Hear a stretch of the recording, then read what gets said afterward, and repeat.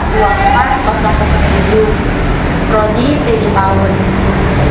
Oke, jadi saya di sini akan menjelaskan tentang bagian-bagian otak manusia. Bagian otak manusia merupakan salah satu organ terbesar dalam tubuh yang paling kompleks. Fungsi otak akan tetap optimal jika bagian-bagian rumit dalam organ tubuh ini terjaga dengan baik. Otak terbagi menjadi dua, yaitu otak besar dan otak kecil. Di dalam otak besar merupakan bagian paling besar yang ada di dalam otak. Bagian ini bisa juga disebut sebagai cerebrum. Permukaan luar otak besar disebut korteks cerebral. Selanjutnya di dalam otak besar terbagi menjadi beberapa bagian, yaitu frontal lobe atau lobus frontalis.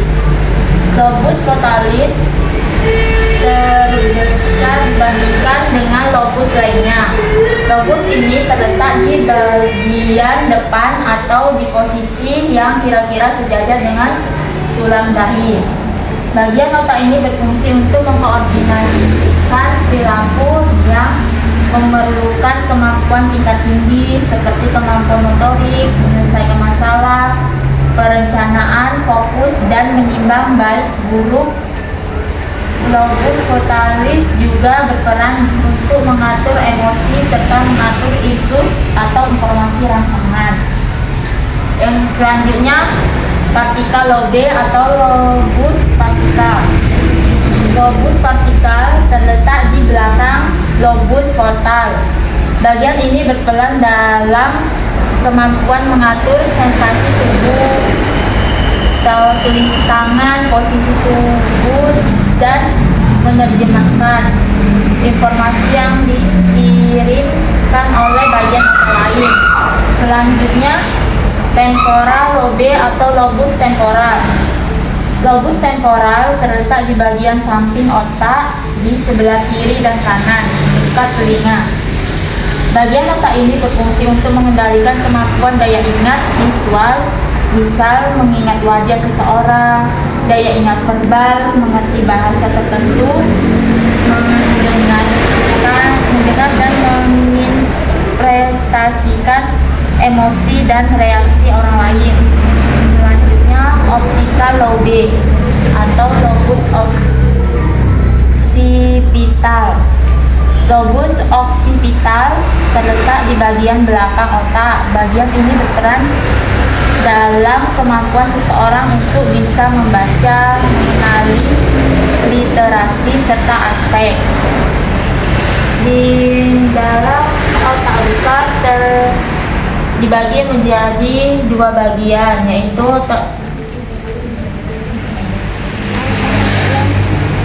besar dibagi menjadi dua, yaitu kiri dan kanan yang disebut dengan hemisfer. Hemisfer kiri dan kanan juga sering disebut sebagai otak kiri dan otak kanan. Keduanya dipisahkan oleh struktur seperti parit yang disebut visura in hemifer atau visura longitudinal. Masing-masing hemifer tersebut dibagi menjadi bagian yang disebut dengan lobus. Masing-masing lobus memiliki peran dan fungsinya masing-masing. Yaitu di sini ada gambar otak kanan dan otak kiri. Otak kanan dinilai lebih baik untuk mengerjakan hal-hal yang berkaitan dengan kreativitas. Berikut adalah keahlian dan yang mungkin dimiliki orang yang dominan menggunakan otak kanan, yaitu ada kreativitas, konseptual, inovasi, gagasan, gambar, warna, musik, irama, melodi, dan bermimpi. Di otak sebelah kiri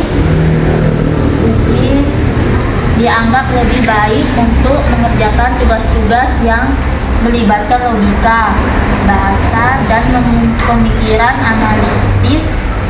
Orang yang dominan menggunakan otak kiri biasanya dianggap lebih ahli dalam hal-hal berikut. tersebut, yaitu matematika, bahasa, membaca, menulis, logika, urutan, sistematis, dan analitis.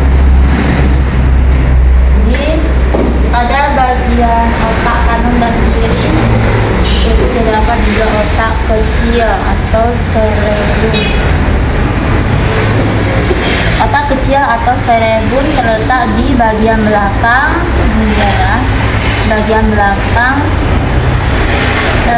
tepat di bawah lobus occipital. Bagian otak ini berperan penting dalam kemampuan motorik halus seperti koordinasi tangan dan kaki. Otak kecil juga berperan dalam keseimbangan tubuh,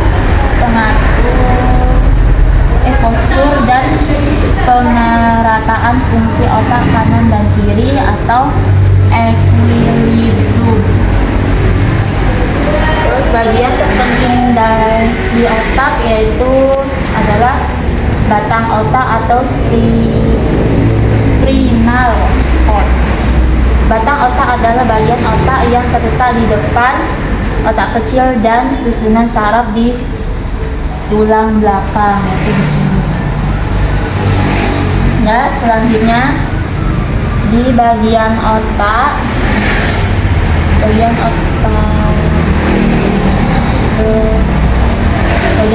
juga terdapat itu ada otak depan, otak tengah, dan otak belakang. Di bagian otak depan encephalon atau otak depan, bagian otak yang terletak di depan otak tengah, dan di bagian bawah hemisfer cerebrum. Encephalon merupakan bagian dari otak depan prosencephalon dan terdiri dari beberapa struktur, yaitu talamus, hipotalamus, dan pituitary gland. Talamus adalah bagian otak yang terletak di atas bagian otak. Bagian ini berfungsi memproses dan memindahkan informasi mengenai pergerakan sensori di otak.